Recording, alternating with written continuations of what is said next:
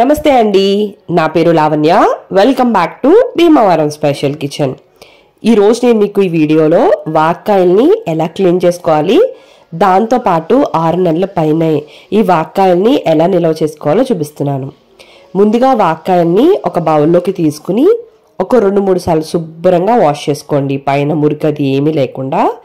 ఆ తర్వాత ఒక బౌల్లోకి అలానే వాటర్ వేసేసుకుని ఈ వాక్కాయల్ని అలా ఉంచుకోండి.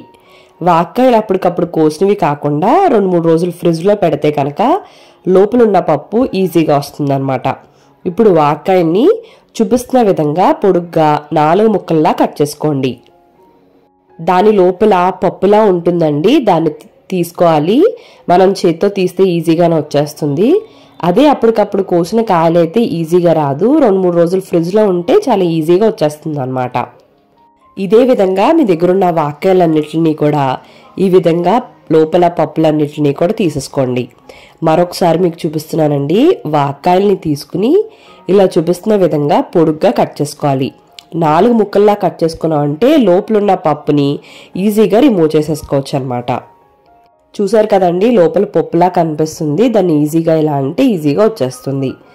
సో ఇదే విధంగా మీ దగ్గర ఉన్న అన్ని వాక్కాయల్ని కూడా ఇలా కట్ చేసుకుని లోపల ఉన్న పప్పును కూడా తీసేసుకుని ఇలా రెడీ చేసి పెట్టుకోండి.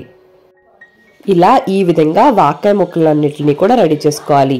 వీటిని ఇప్పుడు ఒక ఎయిర్ టైట్ కంటైనర్లోకి వేసుకుని మూత టైట్గా పెట్టేసుకుని డీఫ్రిజిరేటర్లో పెట్టేసుకుంటే ఇవి 6 నెలల పైనే హ్యాపీగా నిలవ ఉంటాయి.